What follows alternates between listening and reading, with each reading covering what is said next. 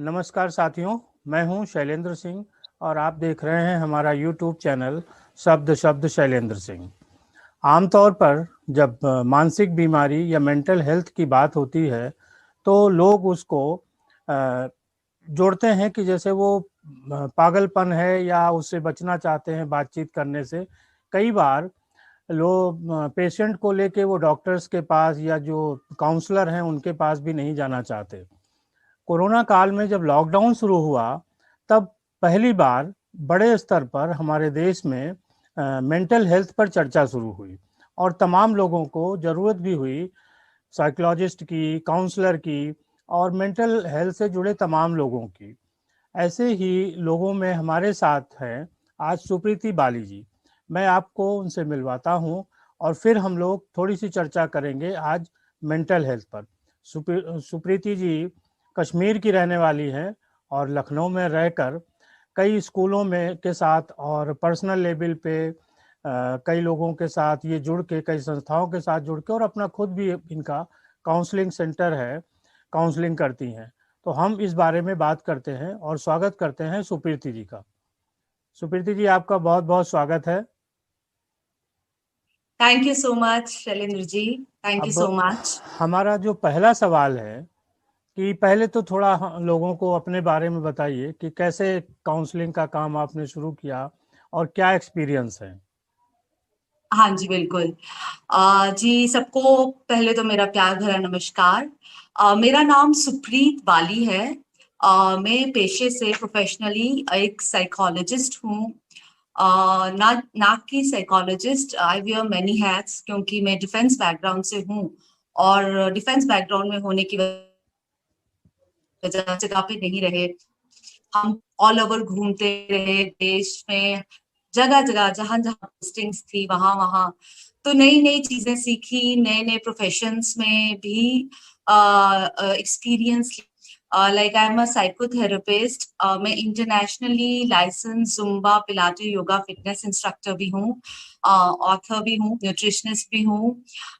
सो counselling, जैसे आपने पूछा शैलेंद्र जी, काउंसलिंग में मैं कैसे आई, तो बहुत ही इंटरेस्टिंग स्टोरी है। सिंस मैं एक बहुत ही एक्टिव बैकग्राउंड से हूँ, स्पोर्ट्स में बहुत ही ज्यादा एक्टिव थी, नेशनल लेवल प्लेयर रह चुकी हूँ। और फिजिकल फिटनेस को हमारी लाइफ में मेरे पेरेंट्स ने काफी अच्छे से इनकलकेट किया था कि प्राथमिकता दी जाती थी कि फिजिकल फिटनेस के ऊपर स्ट्रेस देता है। तो हम जब फिजिकल फिटनेस के ऊपर स्ट्रेस देते हैं तो हम अपनी बॉडी के लिए तो एक्सरसाइज करते हैं, लेकिन हम अपने ब्रेन की एक्सरसाइज नहीं करते। अब जो लोग जनरली स्पोर्ट्स में होते हैं, फिटनेस इंडस्ट्री में होते हैं, उनके लिए वो स्ट्रेस बस्टर का काम करता है। बट धीरे धीरे जब मेरा जैसे कि मैंने आपसे कहा, डिफेंस बैकग्राउंड में होने की वजह से जगह जगह रहने का मौका मिला, अलग अलग तरह के लोगों के साथ इंटरेक्शन हुआ, तो हर एक चीज बहुत कॉमन पाई मैंने, दैट स्ट्रेस, एंजाइटी, डिप्रेशन को हमारे पूरे देश में बहुत ज्यादा इग्नोर किया जाता है, टैबू की तरह लिया जाता है। प्रॉब्लम ये है कि लोग मेंटल हेल्थ की इंपॉर्टेंस को नहीं समझते हैं, मेंटल हेल्थ एक्सपर्ट को लाइटली लेते हैं। क्यों ऐसा होता है? बिकॉज मेंटल हेल्थ को मेंटल इलनेस के साथ कंपेयर किया जाता है, जबकि दो डिफरेंट चीजें हैं। मेंटल हेल्थ की जो रिक्वायरमेंट है वो सबकी है, आपकी, मेरी, हमारे बच्चों की, हमारे जो मिडिल एज है उनकी, एंड स्पेशली हमारे जो बुजुर्ग हैं घरों में उनकी है। तो over the period of time जब मैं इस फील्ड में उतरी, तो मैंने ऐसे आपको बताया कि मैंने कितने सारे professions, they were my side hustle, मैंने उनमें काम किया। जी। लेकिन एक काउंसलिंग सेशन के बाद जो आपको एक सेवा की भावना फील होती है, और जब आपको जो जिनकी आप काउंसलिंग करते हो, जिनकी आप थेरेपी करते हो, जब वो आपको कॉल बैक करते हैं और थैंक यू बोलते हैं और बताते हैं कि आपके एक छोटे से रोल प्ले करने से उनकी लाइफ में कितना बड़ा ट्रमोइल चल रहा था, वो चला गया। दे आर थैंकफुल कि उनके बच्चे जो हैं थोड़े से भटके हुए थे, राइट ट्रैक पे आ गए। तो मतलब ऐसी वो जो ग्रैटिट्यूड वाला जो भावना है, उसका कंपैरिजन किसी मॉनिटरी उससे नहीं हो सकता। तो ये इस तरह से जब धीरे धीरे इस फील्ड में आए तो इसकी इम्पोर्टेंस को समझा। साइंस बैकग्राउंड में होने की वजह से शुरू से ही था कि हम लोग को एक परफेक्ट जो बॉडी है एक परफेक्ट माइंड में ही हो सकती है। एंड हम फिजिकल फिटनेस पे इम्पोर्टेंस तभी है जब मेंटल हेल्थ की इम्पोर्टेंस है। हम आजकल की जिंदगी में कोई छुपा नहीं है कि स्ट्रेस कितना किस तक है, छोटे बच्चों से लेके बुजुर्ग तक। इम्पोर्टेंट कि हम इसको उतनी ही इम्पोर्टेंस दें, इसको एक टैबू मान के ना चलें, इसको लाइटली ना लें। तो इस तरह से फिर इस फील्ड में आए और अभी ऑलमोस्ट पिछले 16 वर्ष से I am into this fitness mental health as a mental health expert, as a fitness instructor काम कर रही हूँ। अच्छा, 16 साल आपको हो गए इस फील्ड में काम करते हुए। किस हाँ किस किस एज ग्रुप में मेंटल हेल्थ ज्यादा जरूरत है कि उस पे ध्यान दिया जाए? देखिए, अभी तो कहा जा सकता है कि हर एज ग्रुप का स्ट्रेस लेवल अलग होता है। जैसे जनरली हम हमारे जो बच्चे होते हैं उन पे ज्यादा ध्यान देना बहुत जरूरी है, बिकॉज उनके ऊपर उन्हें पता नहीं होता कि उनको अपनी जो एनर्जी है उसको किस तरह से चैनलाइज करना है। और उनके ऊपर पीयर प्रेशर बहुत ज्यादा होता है। उसके बाद बीइंग पेरेंट हम लोग कई ऐसी गलतियां करते हैं जो हमें नहीं करने चाहिए, क्योंकि हम सबका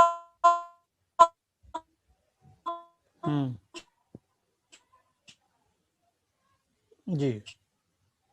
एक ही इम्पोर्टेंट और क्यारे क्यों जाते हैं कि उन बच्चों का क्या जो आईआईटी कर रहे हैं, जो मेडिकल में है और जो इंडस्ट्री देख लो इतना एस्टैब्लिश्ड होने के बावजूद ही सुसाइड कमिट कर रहे हैं। सो आई थिंक जितना बचपन से एक वो अभी तो देखिए, आपने देखा भी होगा पिछले कुछ सालों से अभी हर स्कूल में एक काउंसलर नियुक्त किया जाता, अपॉइंट किया जाता। बट अनफॉर्चुनेटली अभी भी मैंने खुद ऑब्जर्व किया है, लाइक अलग अलग स्कूलों में वर्कशॉप्स लेने के लिए जाती हूँ तो वहाँ काउंसलर्स जो होते हैं उनके साथ भी इंटरेक्ट करती हूँ।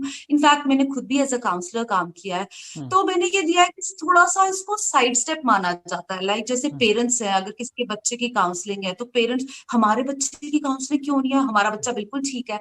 आई मीन उस तरह की जो विचारधारा है उसको बदलने की बहुत ज्यादा जरूरत है। जिस तरह से साइंस का पीरियड, आर्ट का पीरियड इंपॉर्टेंट है, इस तरह से हर क्लास के लिए मेंटल हेल्थ का पीरियड बहुत इंपॉर्टेंट होना चाहिए।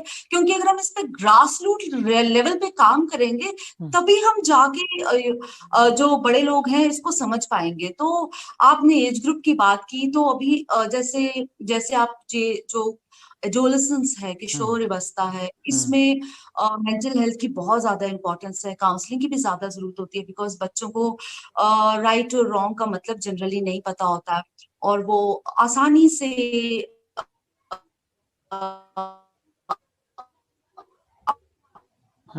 जो रास्ता है वो भटक सकते हैं।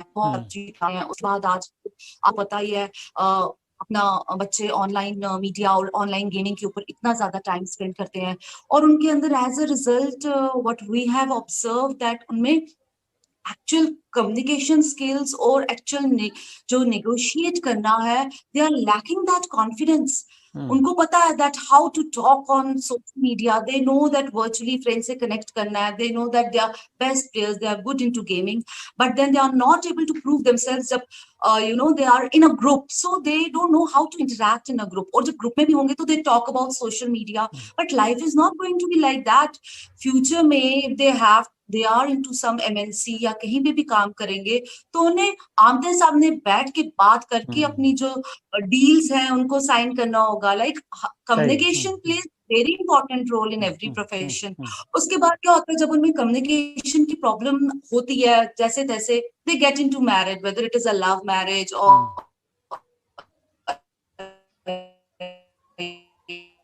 मैरिज।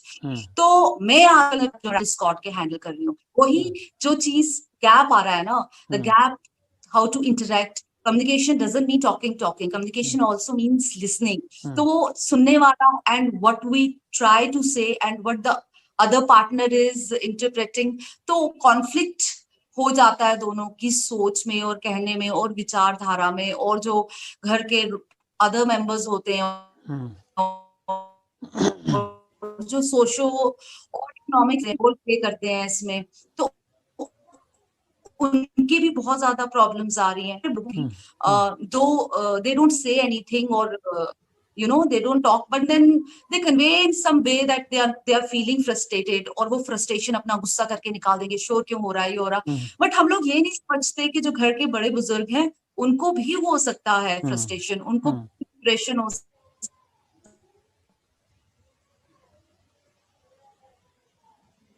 जी, उनको भी टेंशन हो सकती है। हाँ जी। अच्छा। तो एज अ रिजल्ट हर एज ग्रुप के लिए इट्स इम्पोर्टेंट। अच्छा, अगर हम जो कॉलेज या स्कूल गोइंग बच्चे हैं, तो उनमें अगर थोड़ा सा ये समझना चाहें कि लड़कों में ये ज्यादा स्ट्रेस होता है या लड़कियों में? ऐसे शैलेंद्र जी कहें तो इस तरह से रेशो बताना बहुत अच्छा। डिफिकल्ट है।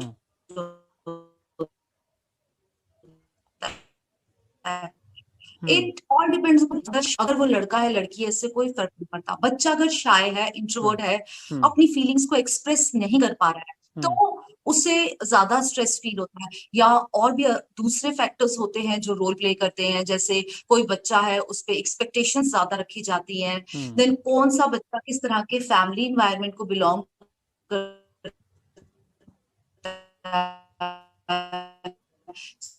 सिंगल चाइल्ड जो होता है उसके साथ तो कांस्टेंट कंपैरिजन होता है, तो उनका अलग लेवल का स्ट्रेस होता है। और आजकल लड़के और लड़कियों में कोई डिफरेंस नहीं है स्ट्रेस का। अच्छा। दोनों घर में भी काम कर रहे हैं, बाहर भी काम कर रहे हैं। हम ये नहीं कह सकते कि हमारी जो लड़की है she should be perfect in everything, उसे सारे घर के काम आने चाहिए। हम ये भी एक्सपेक्ट करते हैं कि जो बेटी के माँ बाप है आजकल हमारी जनरेशन के जो हमारा फ्यूचर दामाद हो उसे भी स्किल्स आते हो। भाई हमारी बेटी भी तो पढ़ी लिखी है, तो एक टीम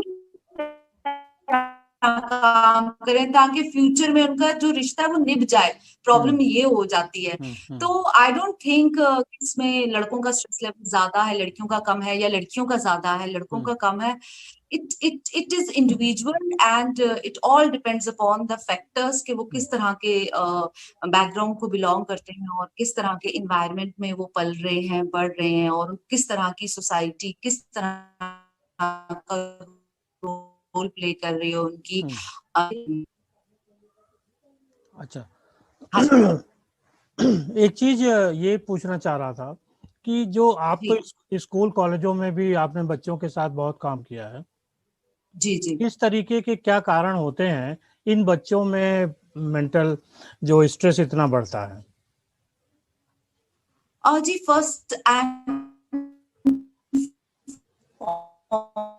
मोस्ट थिंग है कि हमारी जो देश बच्चे पढ़ रहे हैं, they are working hard, they are trying hard. हम हार्ड नहीं करते, इतना अच्छा करके अपना पूरा, हर कोई फर्स्ट नहीं आता, हर एक अलग अलग लेवल होता है। बट हमारे अनफॉर्चुनेटली हमारे यहाँ फर्स्ट को नंबरों से आका जाता है, तो जॉब्स नहीं मिलती फ्यूचर में। So they are worried about their future कि अगर हम किसी टॉप ब्रांड इंस्टीट्यूट में या किसी अच्छी जगह नहीं निकले, लाइक 9th 10th से ही पेरेंट्स आईआईटी की तैयारी कराना शुरू कर देते हैं, और बच्चे निकल भी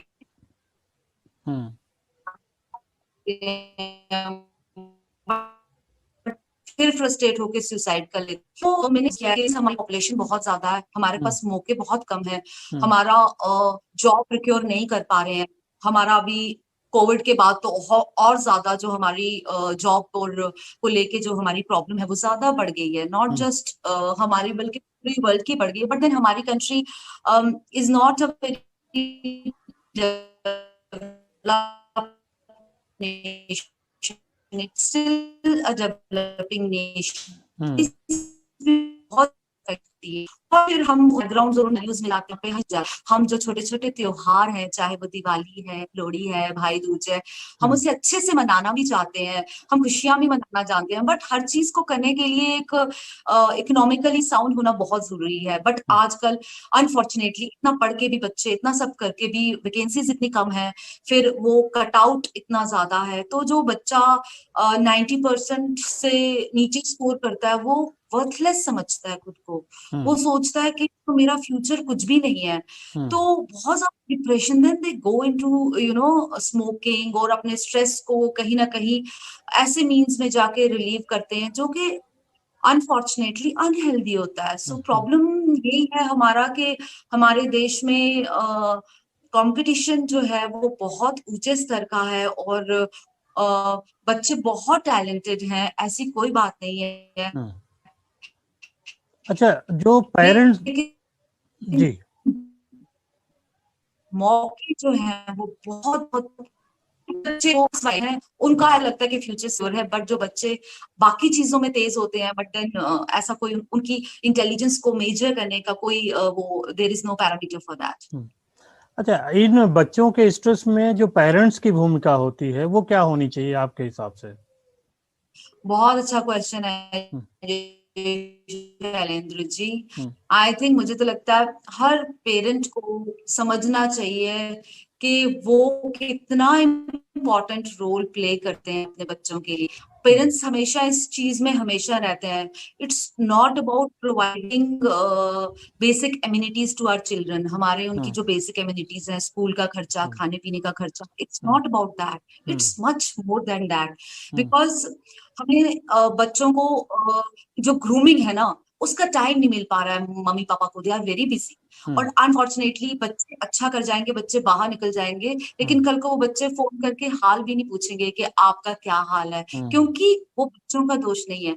it's not that, it's that the kind of environment we create around our kids, जहाँ पे हम उनके साथ हंसते नहीं है, खेलते नहीं है। आप खुद सोचिए, आजकल बच्चे अलग मोबाइल लेके बैठे होते हैं, पेरेंट्स अलग मोबाइल लेके बैठे हैं, फैमिली मोमेंट्स टुगेदर जिसमें वो हंसे खेलें। बट गलतियां हम ये जीरो एंड्रो से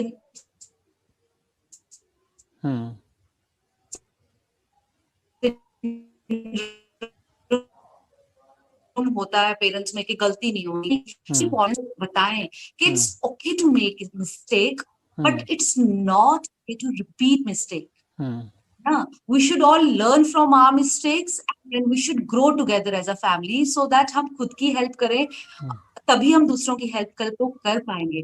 तो बच्चों की जो स्किल डेवलपमेंट है उस पर भी ध्यान देना बहुत जरूरी है। छोटी छोटी चीजें, मतलब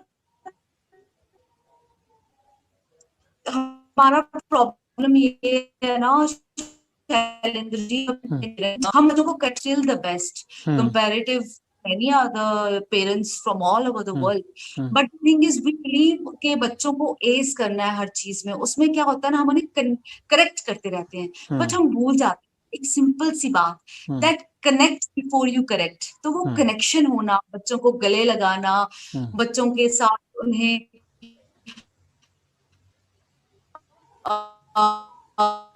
जितनी बार, और जो हम वो हम और इंकरेजमेंट का, तो वो जब तक वो ऊपर नीचे बैलेंस होगा तो लाइफ डगमगाती रहेगी। जब हम उन्हें सिखाएंगे, ताकि वो अपने बच्चों को वैल्यूज तभी पास करेंगे ना जब हम उन्हें वो वैल्यूज पास करेंगे। सो we really need to teach them the balance between encouragement and criticism। अगर हमने 4 चीजों के लिए उनको क्रिटिसाइज किया है, तो 4 चीजों के लिए इंश्योर करना चाहिए कि आज हम मैंने इसको 4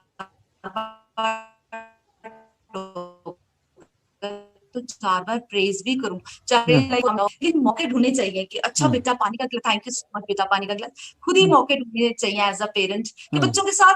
all I am trying to say एक प्यारा सा कनेक्शन जो है ना वो होना चाहिए, ताकि कल को वो जितने भी सक्सेसफुल हो जाए, देश के किसी भी कोने में हो, पर उन्हें एक वो याद आए कि हाँ भाई हमारे पेरेंट्स हैं और हमें उनसे मिलना है, उनसे फोन करना, उनका हाल पूछना है। और अगर हम वी हैव गुड पेरेंट्स, हमारे बच्चे हमारे पास आए अपनी गलती है तो हमें वो उनको हमें ये कॉन्फिडेंस होना चाहिए कि मम्मी या पापा को बताया है, गलती की है, वो डांटेंगे जरूर बट देन मेरी प्रॉब्लम वही सॉल्व करेंगे। बच्चों को डरा के नहीं रखना, बच्चों का दोस्त बनना है, बट देन बच्चों को बिल्कुल ढीला भी नहीं छोड़ना है। You have to balance it out, either very strict nor very lenient, one has to strike a balance. And perfect parent होना इज एन इल्यूजन, कोई परफेक्ट पेरेंट नहीं होता।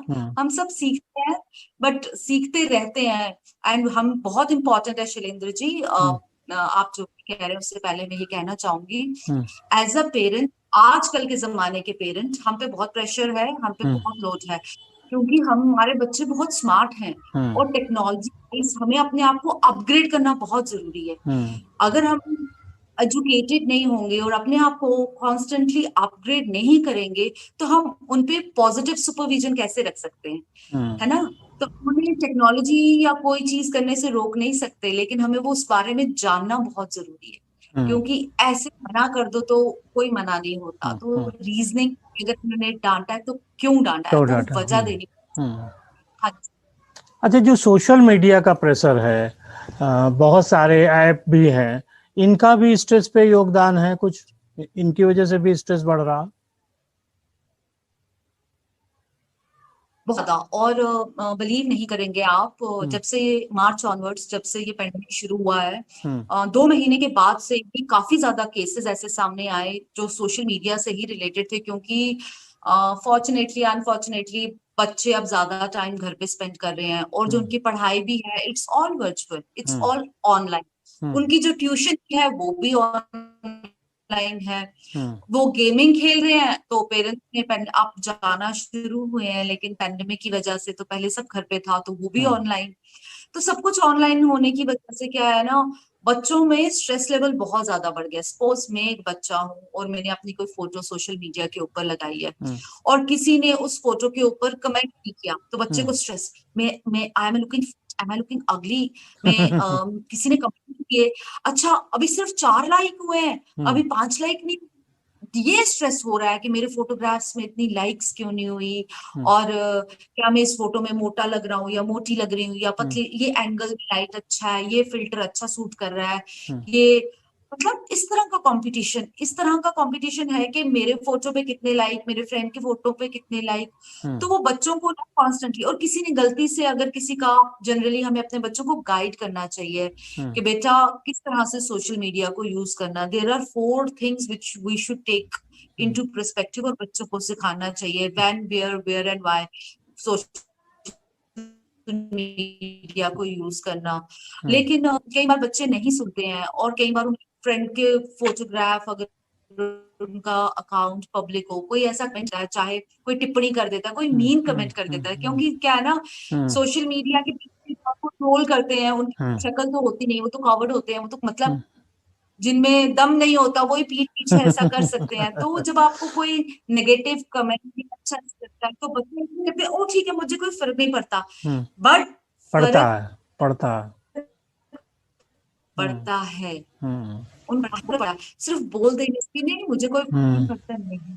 एंड जब मेरे पास वो काउंसलिंग के केसेस आते हैं, दे टॉक अबाउट मेरी मुझे बॉडी शेम किया जाता है, या पीपल कॉल मी अगली, या I don't fit in the norm, जो फ्रेंड्स का नॉर्म है, तो this is all because of social media, because you are made to feel that way, that either you are outdated. अच्छा वो भी नहीं है, अब जिन बच्चों का अकाउंट नहीं है या पेरेंट्स अलाउ नहीं करते, उनको आउटकास्ट कर दिया जाता है। मतलब तुम्हारे साथ क्या बात करें यार, तुम्हारा तो अकाउंट भी नहीं है, तो you don't know how to handle insta and all that, तो स्टेटस सिंबल बन गया बच्चों का। तो इसीलिए बच्चे ज्यादा सफर कर रहे हैं। हमने जब अपने बचपन को आजकल के बच्चों के बचपन के साथ कंपैरिजन करें तो आजकल के बच्चों में बहुत ज्यादा स्ट्रेस है, और इसमें बच्चों का कोई दोष नहीं है, हमारी सोसाइटी ऐसी बनती जा रही है, तो बच्चे क्या करें। हम लोग जिस तरह से बचपन जिए हैं, that was way so beautiful. Unfortunately हम अपने बच्चों को वैसा बचपन नहीं दे पा रहे हैं, बट घर के अंदर ही कोशिश करनी चाहिए कि हमारे बच्चे हमारे साथ घुल मिल के रहें, हंस खेल के रहें, बस उनके साथ एक कनेक्शन बनाए रखना जरूरी है, ताकि सोशल मीडिया पे भी कोई उनको ट्रोल करता है तो वो आए और बताएं कि मम्मी पापा ये हुआ है। इसीलिए मैंने आपसे पहले कहा ना शैलेंद्र जी, कि हमें अपने आप को as a parent constantly upgrade करना है। टेक्नोलॉजी क्या है हमें पता होना चाहिए, ताकि हम बच्चों का ऐसे ना बोले कि नहीं नहीं तुम अकाउंट नहीं खोल सकते। हम बोले ठीक है बेटा अकाउंट खोलो, but then you should know how to handle it. कहते हैं जो धीरे धीरे बच्चों को स्टेप बाय स्टेप इंडिपेंडेंस दी जाए वो ज्यादा बेटर है, रादर देन सोचे एक बार 12th कर लो फिर जो मर्जी है कर लेना, 12th कर लो जो मर्जी है कर लेना। एज अ रिजल्ट कई बच्चे जब 12th करते हो उतने ज्यादा स्ट्रिक्ट इन्वायरमेंट और बैकग्राउंड उनको लगता है कि सब कुछ कर लेना है, गलत और सही पता ही नहीं होता उनका, क्योंकि उनके पेरेंट्स ने इतना दबा दबा के रखा होता है, इतने स्ट्रिक्ट इन्वायरमेंट में रखा होता है। तो उन्हें खिलने दो, उन्हें खेलने दो, उन्हें गलतियां करने दो, उन्हें उन गलतियों से सीखने दो, और उन्हें साथ में सिखाओ कि बेटा गलती करना इज ओके, बट गलतियों को रिपीट करना इज नॉट ओके। अच्छा, एक जी आखिरी में सवाल आपसे कि हाँ मेंटल जी। हेल्थ को लेके सरकार, समाज, परिवार इनको ऐसा क्या करना चाहिए कि किसी भी एज ग्रुप में लोगों को स्ट्रेस का शिकार ना होना पड़े, दिक्कतें उसके जीवन में ना आए। आप बिल्कुल सही कह रहे हैं शैलेंद्र जी, सरकार को वाकई कुछ करना चाहिए, एंड ऐसा नहीं है सरकार कर भी रही है। जैसे जब ये पेंडेमिक शुरू हुआ तो सरकार ने काफी सारी हेल्पलाइंस जो है उनको ओपन किया, और उन हेल्पलाइंस पे फ्री काउंसलिंग, लाइक मैंने खुद भी पेंडेमिक के दौरान काफी सारे NGOs and as well as individually also काफी सारी काउंसलिंग फ्री की, बिकॉज आप as a counsellor, as a psychologist, you want to help people out also. It's not only about money, you really वांट कि सोसाइटी उस स्तर और उस लेवल पे आए जहां पे वो मेंटल हेल्थ को सीरियसली ले। और आई थिंक जैसे कि मैंने आपको कहा, इस पे 3-4 स्टेजेस पे काम करना पड़ेगा। एक तो ग्राउंड लेवल पे काम, जैसे बचपन का मेंटल हेल्थ क्लास होनी चाहिए, जैसे बायो की क्लास होती है, फिजिक्स की क्लास होती है स्कूल में, इंग्लिश मैथ की क्लास होती है, ऐसे मेंटल हेल्थ क्लास होनी चाहिए। फिर इस तरह की क्लासेस होनी चाहिए, और स्कूल को ज्यादा से ज्यादा वर्कशॉप्स करके पेरेंट्स को बुलाना चाहिए कंपल्सरी। लाइक पेरेंट्स के लिए कंपल्सरी होनी चाहिए इस तरह की workshop, where they should come and attend. होती हैं कई स्कूल्स पर, कई स्कूल्स नहीं फॉलो करते हैं, एंड उसमें भी एडोलेसेंट वर्कशॉप होनी चाहिए। फिर एक वर्कशॉप जो कि बहुत इंपॉर्टेंट है, हमारे जो छोटे बच्चे हैं उनके साथ कोई सेक्सुअल हैरेसमेंट का केस ना हो, और तो लीगल क्या है इलीगल क्या है उससे रिलेटेड वर्कशॉप होनी चाहिए। जितना जितना हम उनको एक्सपोजर देंगे पेरेंट्स को, उतना ही उनके अंदर से वो टैबू खत्म होगा। आई मीन अगर हम आप जैसे इतना अच्छा काम कर रहे हैं, और आप जैसी और भी संजो कर रही है मेंटल हेल्थ को बाहर लेके आने में, तो जब लोग अप्रोच करते हैं और बोलते हैं कि हमने एक सेमिनार अटेंड किया और वर्कशॉप अटेंड किया, तो आई थिंक आप कितना बढ़िया काम कर रहे हैं लोगों के अंदर जागरूकता लाने के लिए कि कितना इंपॉर्टेंट है ये। देखिए, जब तक हमारा mind body everything is related, अगर हमारी बॉडी के अंदर स्ट्रेस होगा तो कॉर्टिसोल लेवल बढ़ेगा। अब जो कॉर्टिसोल हार्मोन होता है, it is a stress hormone, और वो हमारे बाकी के सारे हार्मोन्स को इम्बैलेंस कर देता है। इसीलिए इतनी लाइफस्टाइल डिजीजेस हो रही है, इसीलिए लोग इतनी बीमारियों का शिकार हो रहे हैं, और ये कैंसर और ये सब बीमारियां जो हो रही हैं बच्चों में, PCOD, PCOS and other lifestyle diseases, ये पहले नहीं होती थी। अब हम खाने को लेके तो कुछ नहीं कर सकते, हेल्दी खाना हम खाते हैं, लेकिन वो दूध पीते हैं, लेकिन उसमें कितना मिलावट है उसमें हम कुछ नहीं कर सकते ना। लेकिन हमें अपने लेवल पे कोशिश करती रहनी चाहिए कि हम अपने माइंड को काम रखें, अपनी बॉडी को हेल्दी रखें, और माइंडफुलनेस प्रैक्टिस करें। माइंडफुलनेस इन एवरीथिंग, चाहे हम एक कप चाय का पी रहे हैं तो उसका हर सिप इंजॉय करें, और हम अपनी लाइफ के वर्थ को समझें। और गवर्नमेंट को भी कुछ इस तरह की, ऑल दो काफी लॉन्च किया हुआ है गवर्नमेंट ने, बट वो चीजें लोगों तक पहुंचे। एंड आई थिंक टीवी वगैरह can also play a very important role, कि इस तरह के छोटे छोटे वीडियोस हों, छोटी छोटी मूवीज बने, क्योंकि बड़ी मूवीज देखने का किसी के टाइम नहीं है, तो जो कैप्सूल फिल्म्स होती हैं, कुछ इस तरह की चीजें, जितना हम अवेयरनेस इस चीज को लेके बढ़ाएंगे उतना ही प्रॉब्लम जो है वो सॉर्ट आउट होती जाएगी।